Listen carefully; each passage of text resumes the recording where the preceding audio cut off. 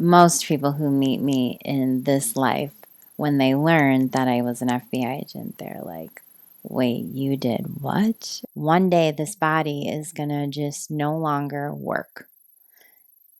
And that's my body.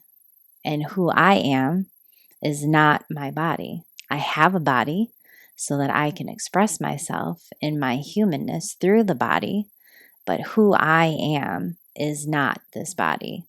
So who I am, my soul, my spirit, will transcend, will carry on, will continue, is eternal. Welcome to another episode of the Laugh Out Loud podcast. My guest today is Sara Ann. She's a shamanic healer, tantric facilitator, and yoga guide. She walked away from a 14-year career as an FBI agent to follow the deepest truth of her soul. She found a path of surrender and deep healing, deep love, and liberation. Now she holds a space, facilitates for others to find also their path to their own liberation. She has a lot of wisdom, experience to share, and I'm really excited for you to hear and get inspired. Sara Ann, welcome to the podcast. Thank you. Thank you for having me. I'm really excited to have this conversation with you and hear all your stories. So let's start by your past life. You walked away from a career as an FBI agent, and I would love to start there.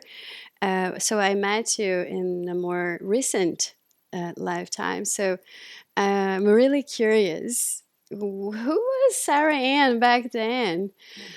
You know, I try to picture it, but it's it's challenging. So, if you could tell us about that life, that person you used to be, and the beginning of your transformation. Well, I was a very different person then. Most people who meet me in this life, when they learn that I was an FBI agent, they're like, wait, you did what? Like, how did you do that? And yet, this person who I am today was in there, right? And, it was this, what drew me to that is really this drive of, you go to you graduate high school, you go to college, you get a job. And I was very much in this mindset that I was going to go and get a big job. And I was going to be able to support myself. I wasn't going to rely on anyone else. I was going to take care of myself. And I did that. I did a great job at that. In the training, it's 5 months of training. There's a process to the training, and you walk out of that training with a different mindset. And you don't realize it's happening when it's happening. And that is what's happening. And then you're in. It's like you're indoctrinated in. And I did have a different outlook, and I did have a very different mindset. I really had this belief that I knew the law, and I knew better, and I had this authority. I mean, it is real. I did have authority. And in my mind, it's like, yeah, I have this authority. I have this power because I know. And I know me and my colleagues, like we know best. And if you choose to not adhere to the law that I know, then you don't deserve to have the freedom that you have. And I have the power and the authority to take that away from you. It can become a very powerful identity and really take over your life. I always share with people, it wasn't just a job. It wasn't something that I went and did for 40 or 50 hours a week or 60 or 70. it was my life. It's that mindset, that way of living, that way of being. You can't turn it off and on after 8 hours or 10 hours or 12 hours. It's with you, it's in you, it's who you become, it's who you are. Mm. And what triggered a decision to make a shift, to change? Was it sudden, gradual? Was it something that came about and triggered your decision to change? How was that? I was 36, and I always thought I would get married and have kids and, do life the proper way. That relationship ended, and I ended it. It was very unhealthy. And there I was again. And I'm like, what is this pattern I keep repeating? And how did I end up here again? And I was really depressed, not so much about the relationship itself. It was more like, why do I keep doing this? And how do I get out of it? And like, who am I that keeps bringing this experience into my life in these romantic relationships with men? And at the same time that I was going through that breakup, I had a friend who went to an event, and she came back from that event and she was a completely different person. And I was like, who are you? Like, what happened? And she was like, it's this event I went to. And I was like, tell me more. Like, did they give you drugs? Like, what what did they do to you? She shared about the event, and the biggest thing that stuck with me was this: she really had this like mindset shift from the teachings of this event. It was a 3-day weekend event, and it was so powerful for her. She was going back in 6 months, and she'd already signed up and paid. And I said to her, I think I need to come with you. And she was like, really? And she was very worried about what I would think because of my job and my background. And she was like, really? And I said, yeah, I think I need to. I want what you're having. And so I went to that event, and I was sad I had to wait 6 months, and I waited the 6 months, and I went, and I had no idea what it was, what I was getting myself into. And I just made a promise to myself. I was going to go, I was going to have an open mind, and I was just going to be in the experience. And if it was completely crazy, I could forget all about it and go back to work on Monday and go on about my life. And the event was incredibly powerful. The woman who did a lot of the workshops and presentations was a divorce attorney. And the stories that she shared about her experience as a female in this land of attorneys and judges that is very male dominated, I resonated with every word that she shared. I was like, this woman could be talking about my life. This is my life. And by the end of that weekend, I cried a lot that weekend. And a lot of it, I didn't even really know why. It just was coming out. And by the end of the weekend, she came and asked me if I would be willing to share what had happened, what my experience was, because nobody really knew me at the event, and I was this like blubbery mess, and so people were really curious, and I was like, sure. And so she gave me 5 minutes at the farewell dinner, and so I'm in my hotel room with 5 other women, and we have one bathroom, so they're all frantically getting ready, and I was like, whatever, just let me know when I can have 5 minutes. And I was processing the whole weekend, just kind of replaying to kind of feel into, like, in these 5 minutes, what am I going to say? Like, what did I get out of this weekend? And as I was doing that, I had this moment of realizing that I grew up in a really unhealthy, abusive household, and I'd recreated that dynamic everywhere in my life. I recreated it in my work life. I recreated it with friends. And every time that I would get into a romantic relationship, I would recreate that dynamic with a man. And I was like, if I really want to experience love, if I really want to know what love actually is, and I want that in my life, I need to blow this life up, and I need to remove anything that is abusive, and I need to start over.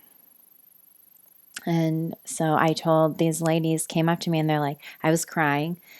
And they're like, why are you crying now? We're in our hotel room. We're not doing anything. And I looked at them and I said, I have to quit my job. And they were like, oh, no, no, no, no. That is not why we brought you here. You can't quit your job. You're an FBI agent. What?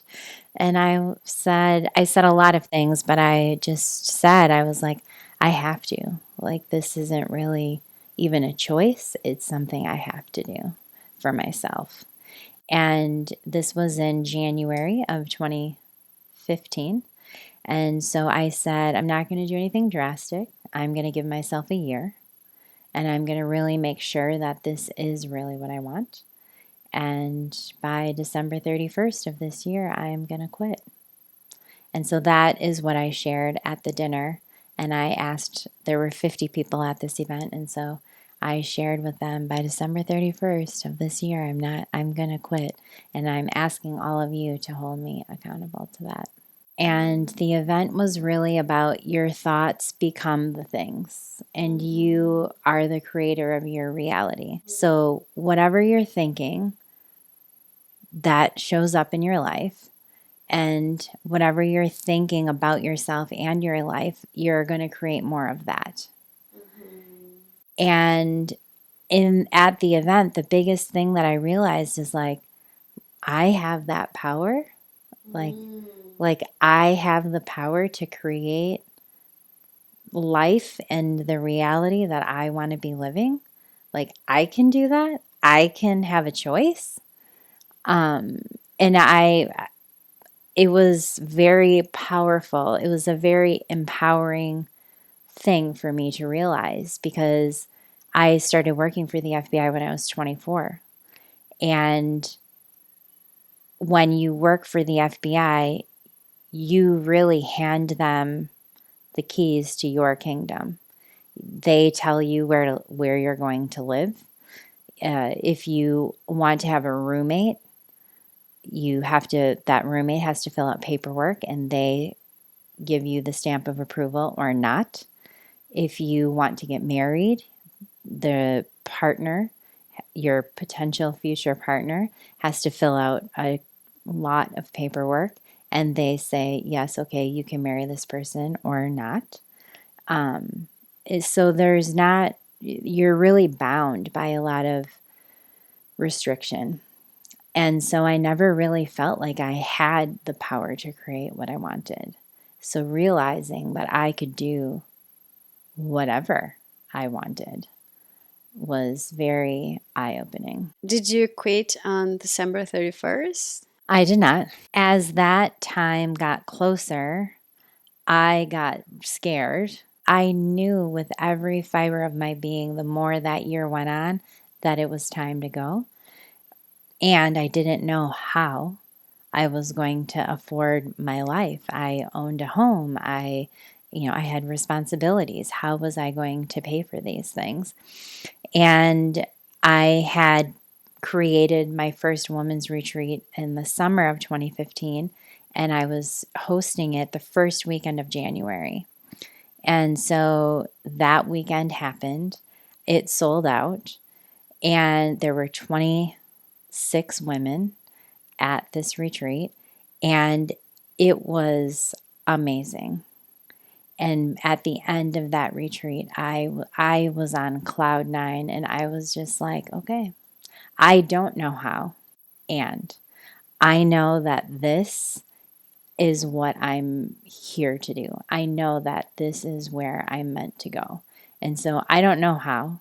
I'm scared to death because how am I going to afford my life when this paycheck stops? And I'm going to trust that somehow it's going to work out because I know that this is where I'm supposed to be. So here is a scenario that seems to bring what everybody looks for is financial stability, some status, a home, a relationship that can possibly be a marriage, and all of the things.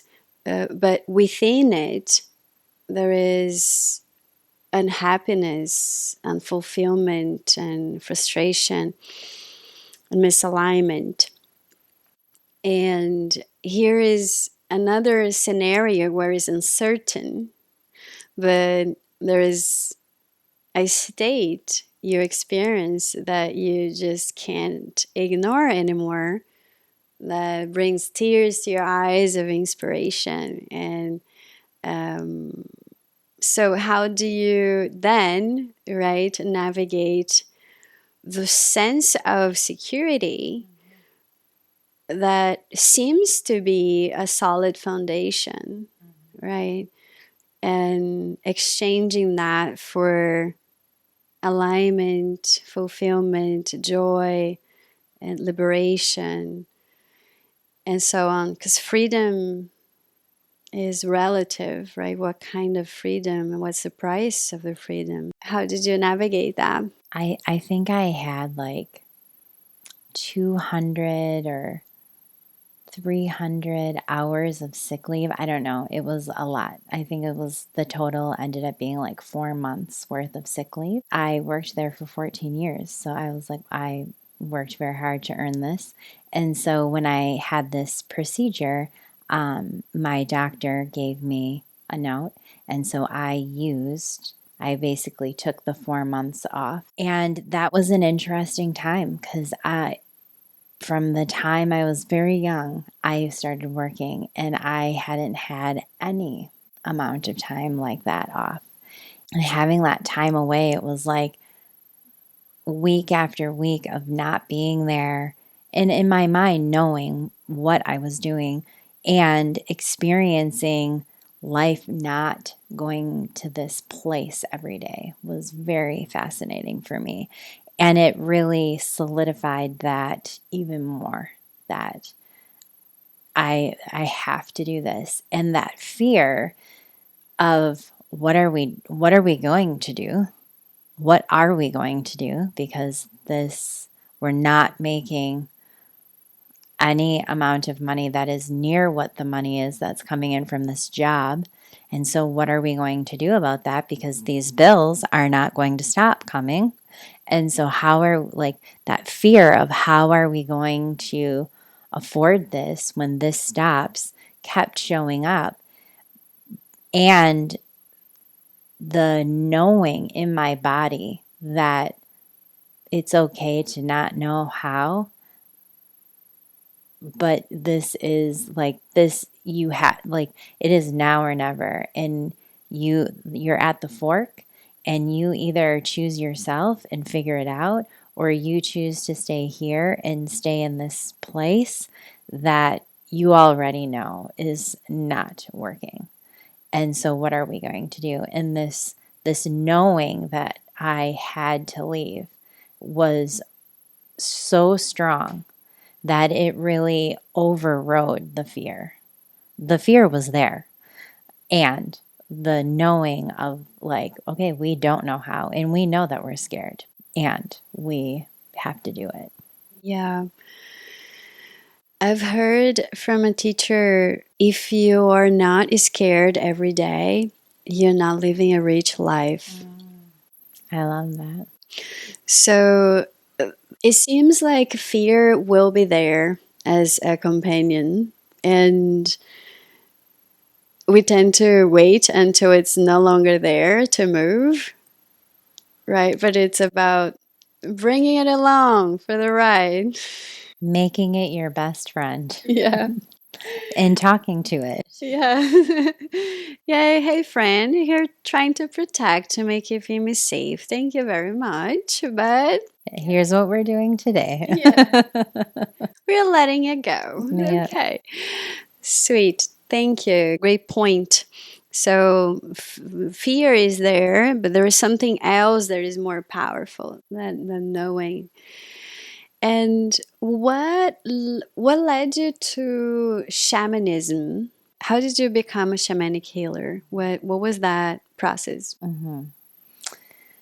Yeah, that's a good question. So it was a process. There was this evolution. It's like one thing led to the next. And really, it was my own evolution of my own healing after I removed myself from that job. I would go back home to visit, and I would meet up with this friend who also left her career to become a shamanic healer. And she would be like, "So what are you doing?" I was always doing something different every time I went home to visit, back to Wisconsin to visit. And she's like, "What are you doing now?" And I was like, "I don't know. I don't know what I'm doing." And she was like, "That's great." And I said, "Well, it doesn't really feel so great. And that's what's real. I don't know what's next. I don't know what I want to do.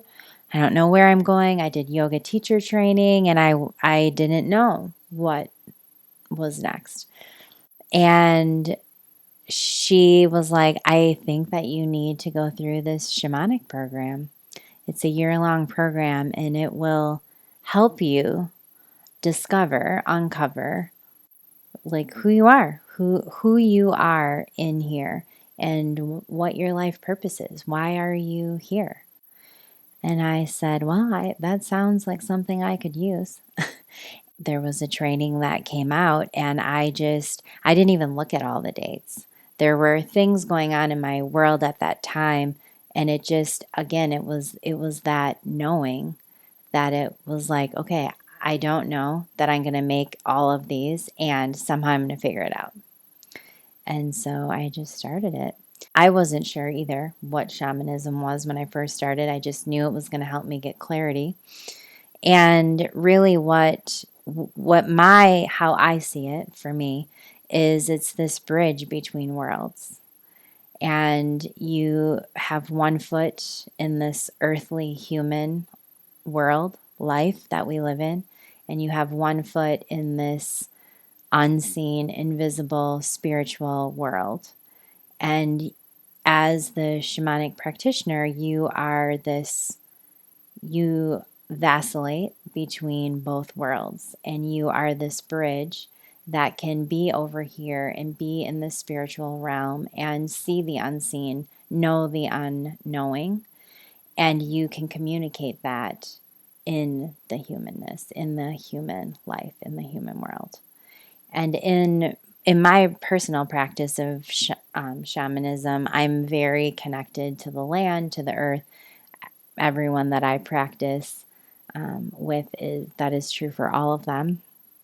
My teacher and her teacher are very much of the land, with the land. Everything is about Pachamama, Mother Earth, the land, being with the land. We are the land. We will go back to the land. And so, how can we be in right relationship in this humanness, in this human body? How can I be in right relationship with the earth, with the land, as I'm walking on it and in it? I've heard about shamanism in South America. We would hear about shamans, and they would be in the forest, and they were we would refer to them as natives, and it would be chiefs and shamans. So that was my idea. When has shamanism left the forest, or is that just a limited perception, or is there much more about shamanism that we just don't know?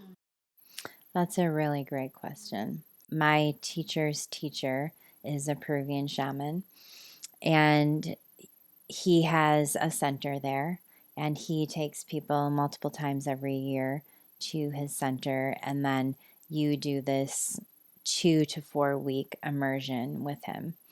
And he brings along several shamans, and being connected to the shamans who have always been in Peru, who live in the villages, who have lived in the mountain, on the mountains.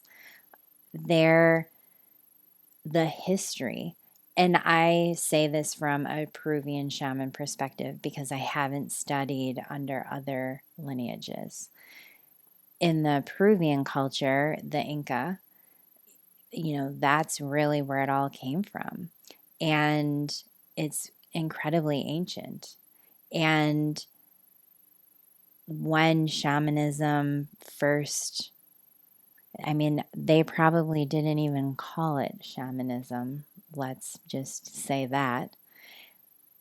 That's just the way that life was, because you were of the earth and living from and off the earth. There was no other way of living.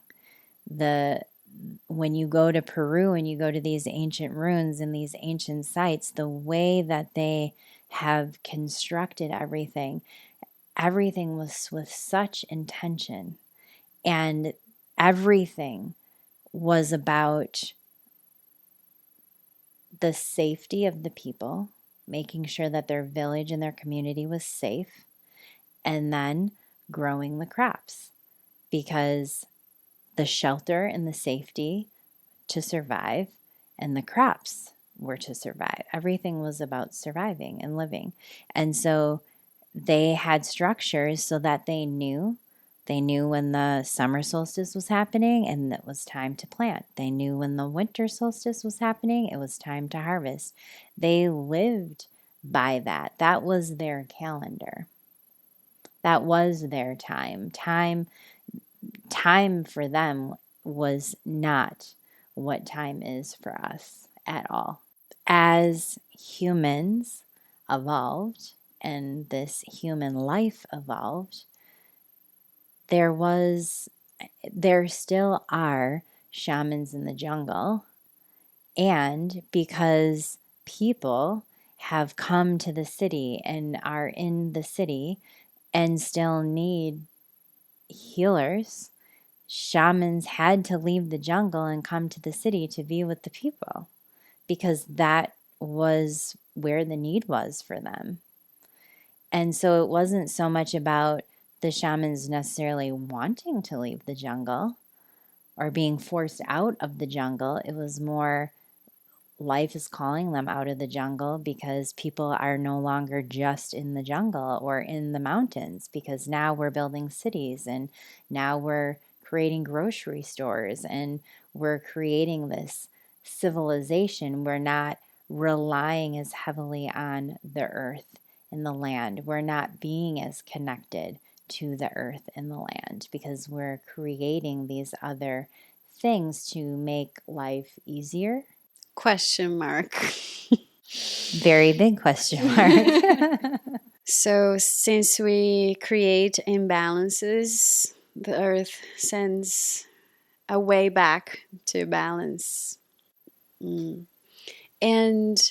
what do you think was in you that resonated and connected to this world and the earth and shamanic healing, which seems a 360-degree reversal? You can say that. Did you feel like a resonance? Did you feel something familiar there? What do you think? Yeah.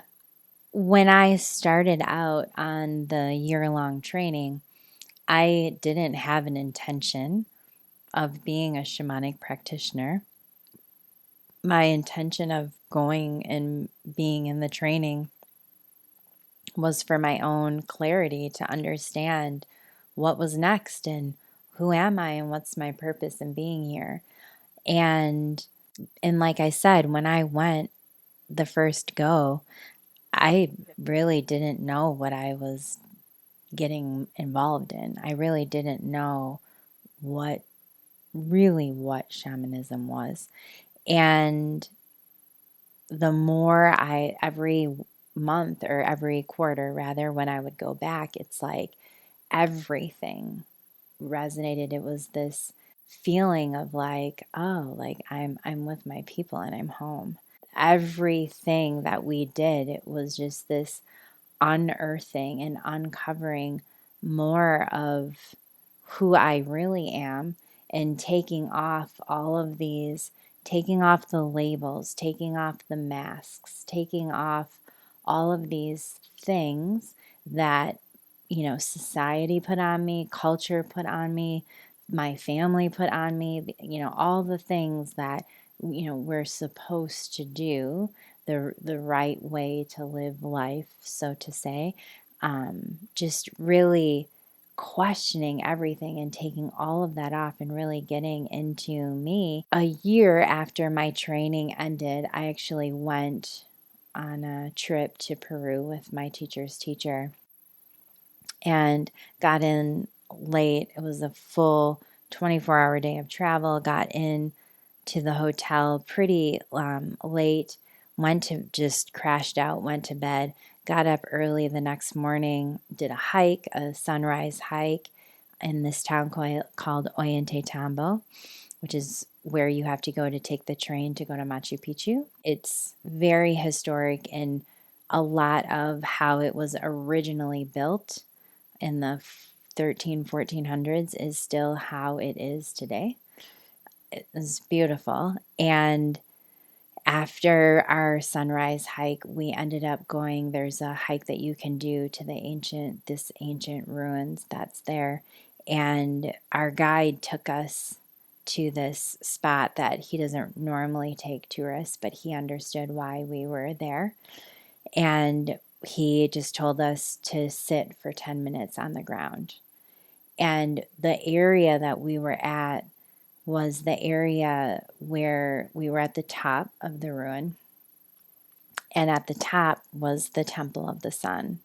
And it's where they would hold these like special ceremony. And half of the building, the temple, was these concrete stone slabs that were probably 12 to 15 feet tall and probably 2 to 3 feet wide, and were in one piece. And they had come from the mountain across the way. And where we were sitting was this, you could see it was kind of this traversing trail that took you down to the canyon. And then you could see where it went back up the mountain on the other side, where these slabs of rock came from. And so he shared with us that where we were sitting, that these rock were pushed up and rolled up this trail, this road, so to say. And so it was just kind of like, wow, how did that happen? And so he just told us to sit and be on the land for 10 minutes in silence, and he would come back when the time was up. We didn't have to think about the time. And so I sat down, and as soon as I sat down on the land and closed my eyes and I could feel it. It's like I could feel the land coming up into my body, and I just started crying. And I just had this knowing in my body, like, I've been here before. I've done this before. There was something so familiar about sitting on that piece of land. And it was really in that I had that experience several places that we went. And so it was really in that 3-week trip that I still don't really know. And just this feeling and knowing in my body that, yeah, somewhere along the way, like all of this way of being with the earth and the way of connecting with the earth and everything that the earth provides for us, to us, with us, like it is the way. And so it's really just, yeah, that overwhelming knowingness of like, I don't need someone to teach me that. I feel it. And it's this knowing that just comes from me. And so this idea, this concept of being in right relationship with the earth, it's it might sound silly and kooky to other people, but for me it's like, yeah, we have to be in right relationship with the world. Like that is when the flow happens. That is when, the circuits are open and everything is just flowing and happening and coming. There is no blockages because I am in right relationship with the earth. Because at the end of the day, for me, that's really all that matters. So it is the direct experience of knowing that we are connected to Earth and its system, its nourishing quality, releasing that fear of survival, navigating the unknown that seems uncertain, but knowing that something tells you that you are part of a nourishing system that will take care of not only you, but will take care of itself because you are a creature of the earth. Squirrels, they're not planning for 5 years, right? They're just one season at a time. When I was walking away from my career, I had this stability. I had this certainty. And I was leaving the certainty and the stability behind for this who knows what.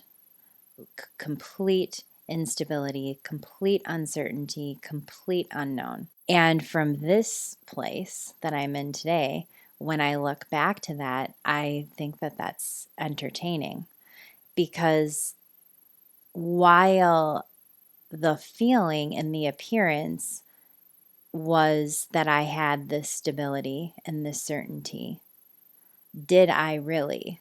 How certain and how stable really was that?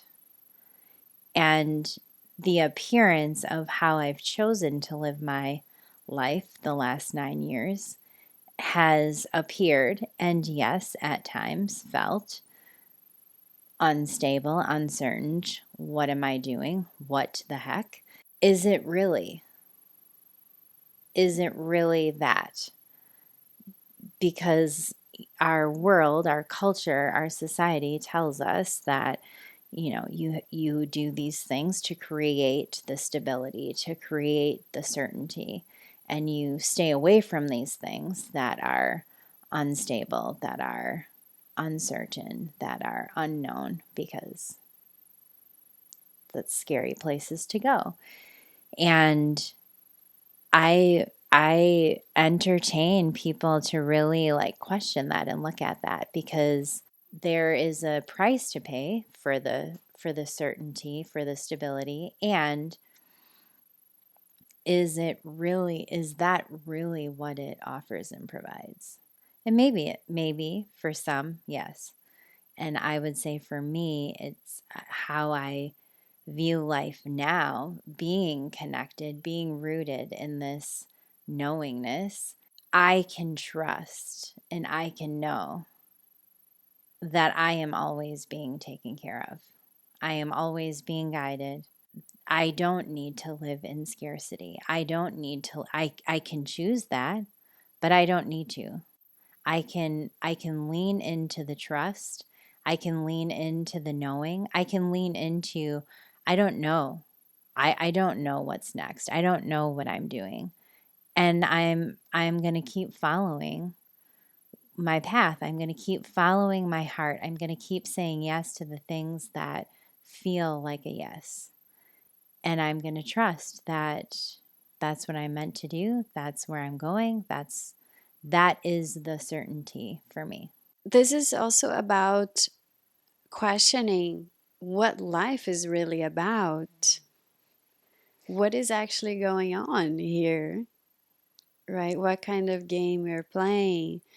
It seems like for us to even question the way we are living and our perception of life, reality, our nature, and what's actually going on, our truth, it takes a crack in the shell, because that shell can numb those feelings and lead us to stay in situations that are not necessarily optimal, but we will stay because there's a shell that even numbs.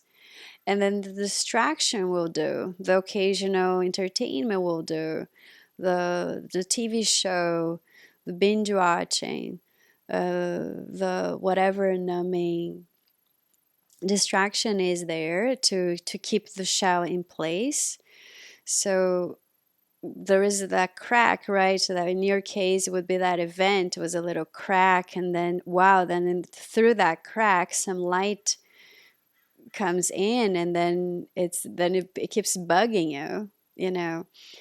And so then healing comes in, right? Because once that crack is there, then you know what is your pain. You get to know your wounds and what even led you to replicate those toxic situations, and all that comes into place. Do you see a correlation between healing and the trust Mm.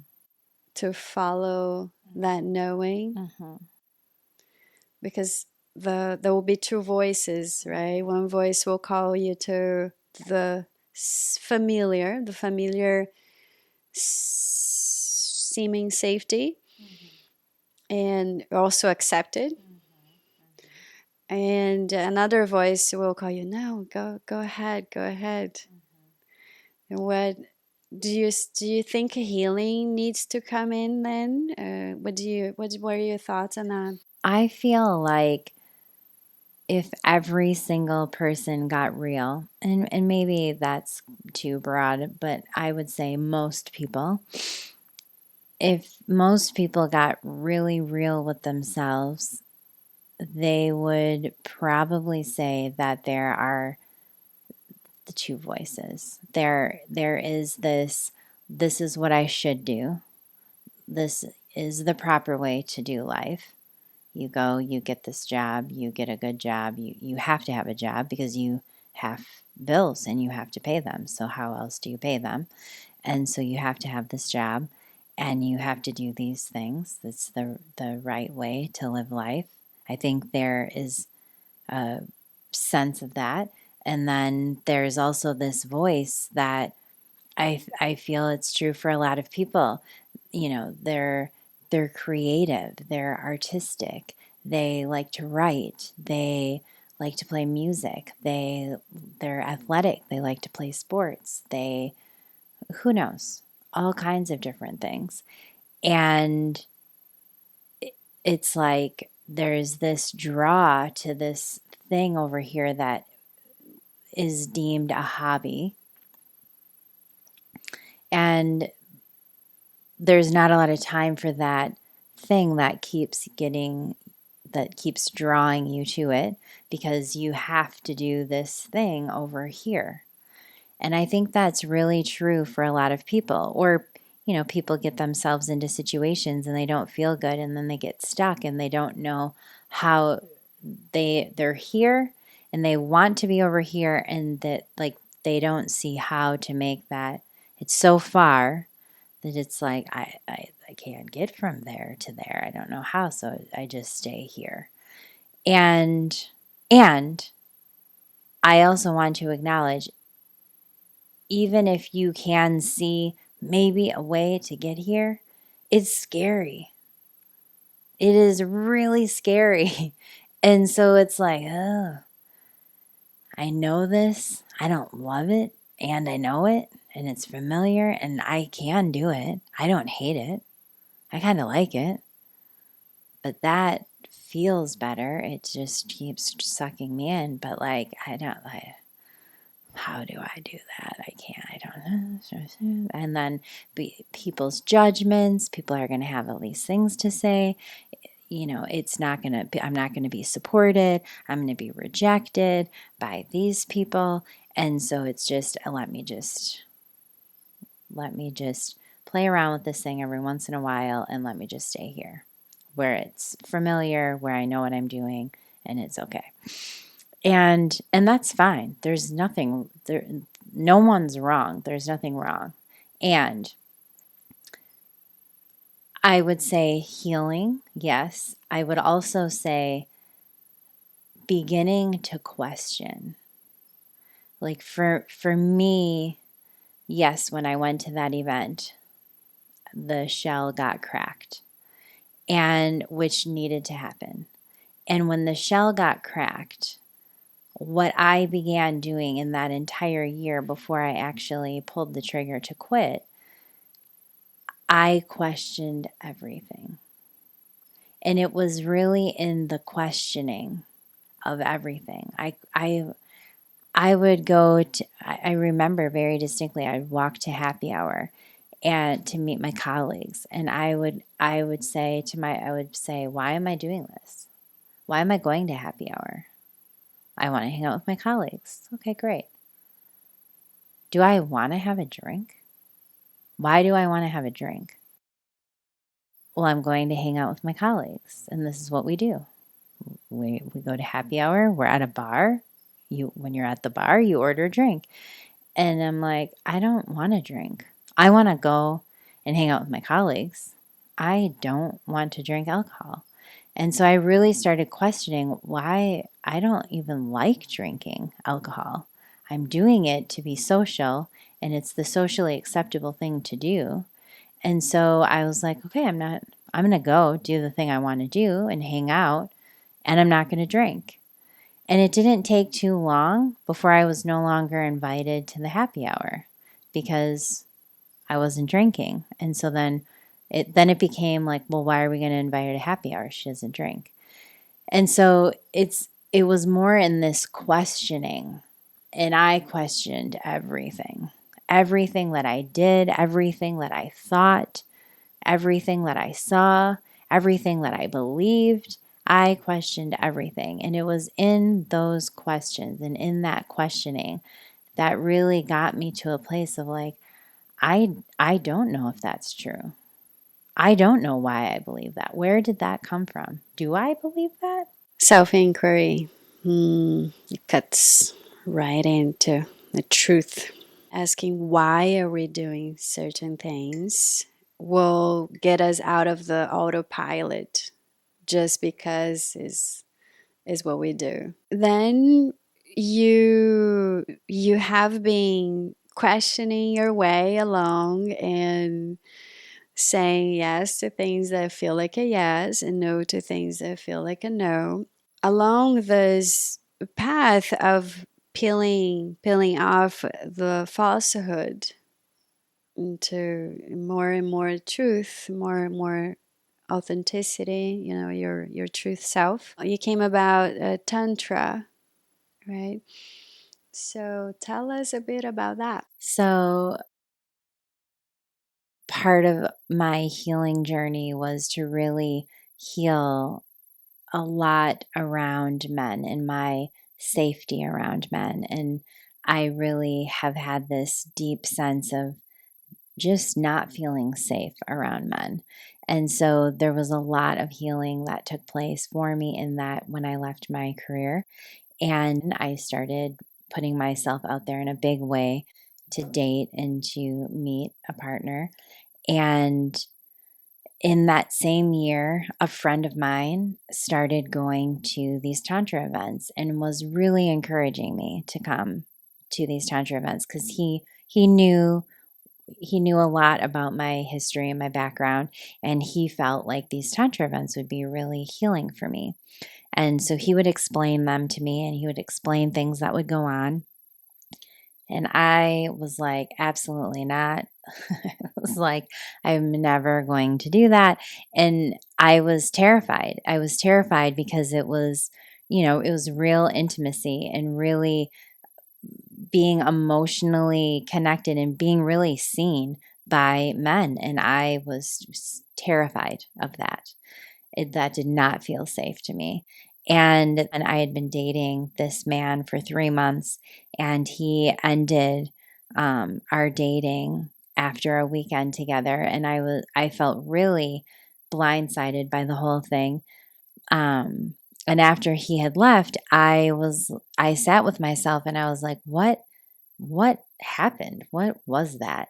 And what I really came to was that he had shared with me that he'd always wanted to meet someone like me because we had all these things in alignment, and we really could be the people to live out both of our dreams. Like, we wanted to do workshops together and we wanted to take people on adventures. I mean, it was both of our dreams, and here we are. We met and we could really actually make this happen and do this. And he freaked out at the thought of all of that, and he ended things. And so I really felt his fear. And so I was like, oh, wow, like, how did I attract all that fear? And I'm like, what is it that I'm so afraid of, that I attracted someone with that much fear? And I was like, oh, I am terrified to go to these Tantra events. And so I called my friend and I said, okay, when's the next Tantra event? I'm coming. And he was like, what? And I said, you better send me the link right now before I change my mind. And so that is how all of that started. And it was amazing. The first event that I went to was so, so amazing. I was terrified. I sweat the entire time. I was so scared. And by the end of the evening, I was hugging everybody in that room and thanking them for letting me be me and for seeing me and for being kind and welcoming. And it was so great. Personally, I've been exposed to a different branch of Tantra through yoga. And there are many out there, but they all lead to a whole acceptance, forgiveness of our humanness, of our experience, including our five senses. It's not about denying anything, any part of ourselves, and that's beautiful, and scary. Yeah, so it sounds like you've been living a very rich life with a lot of scary moments, and bringing your fears along and becoming friends with them. Now you guide naked yoga. I do. Yeah, and there was probably a bridge there. So if you could just bring that into the circle, the cherry on top of the cake. Cherry on top of the cake. I mean, naked yoga was born out of Tantra. My Tantra teacher was helping with an event. She was facilitating some things at an event, and they needed helpers. And so I volunteered. And this was probably 10 months after I had gotten involved in the Tantra community. And it was a woman's Tantra retreat. And I went, and I hadn't done yoga for 2 days. And at that time, I was doing yoga once or twice a day, every day. And so I was really feeling it in my body. The women's Tantra retreat was clothing optional. And that was my first time having the opportunity to be naked with a group of women. And I was, again, I wouldn't say that I was terrified. I wasn't terrified. And I had a lot of apprehension. I had no idea how I was going to feel. I felt very self-conscious about my body, and I was like, I don't know that I'm going to be comfortable. And it was all optional. You know, I was at choice, but I was like, oh, I don't know how this is going to go. And so anyway, there was a whole disrobing ceremony, and I never put my clothes back on until I had to leave and go home. It was great. It was very liberating, and it was very unexpected. I did not anticipate at all to feel that way. Like a child. Totally. And it felt so normal. It felt so normal to not wear clothes. And I get the fear around it. I felt it too. And it felt so normal. I can't even explain how normal it felt. It felt way more normal and natural to not wear clothes than to wear clothes. And so, anyway, I told the facilitator, I was like, hey, I'm going to do yoga by the pool tomorrow morning before we get started because I need to do yoga. And I'm going to do it naked because why not? And so, if you want to put it out there before we end tonight, anyone's welcome to join me because I'm going to be doing it anyway. And she was like, oh my God, Sara Ann, I've been looking for someone in San Diego to do naked yoga. And I was like, really? Why? And she's like, because I love being naked and I love doing yoga. And I was like, I never would have imagined that to be a thing. And so at the end, 16 women showed up and did naked yoga with me in the morning. And it was amazing. And then the facilitator asked me, she's like, let's pick another day and let's keep doing this. And I was like, but it was really amazing that we were outside.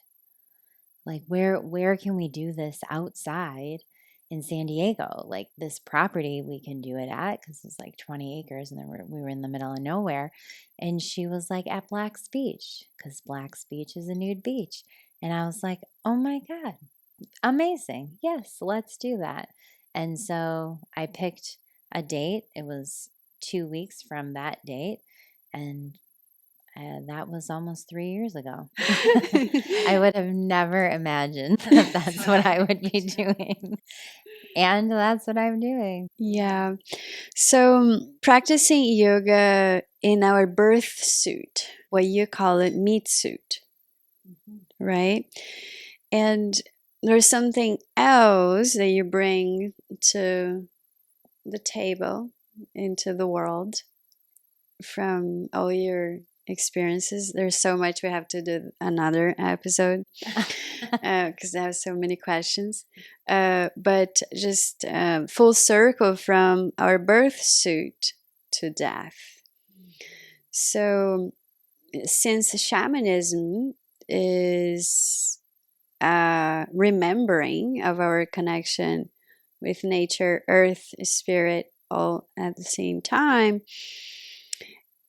the perception of what we call death as a transition is seen from a different perspective. So one of your offerings is a conscious death guide in facilitating, guiding individuals in their transition. We call death. So that transition can happen in a more harmonious, safe, and conscious way. And I think that is huge. I think that's so needed and such a big deal. And thanks to courageous beings like you, that's in the conversation. So what would you say to many of us, most of us, that death is a big question mark, is a mystery, and our relationship to it will change what we call life, right? So what would you share to many of us who perhaps is just wondering or feels naturally afraid of it? And it's said that everyone secretly fears it and desires it at the same time, because it feels like there will be an ending of what can seem like a suffering. Seems like life is suffering, and that means the end. We will finally rest in peace. So a lot of ideas there, different perspectives. So in the Western culture, Eastern culture has the reincarnation perspective about it. So we get to postpone, next time, I'll get it next time. I'll get it right next time.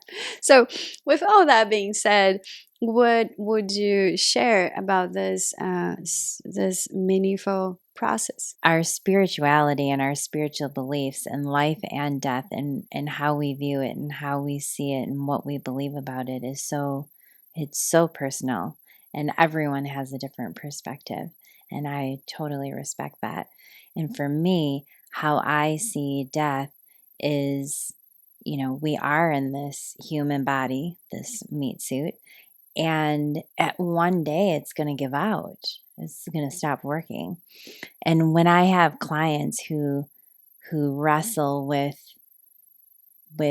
God and what is God and who is God and is there a heaven and a hell and all of these questions, and then they ask me after much conversation, well, what do you think?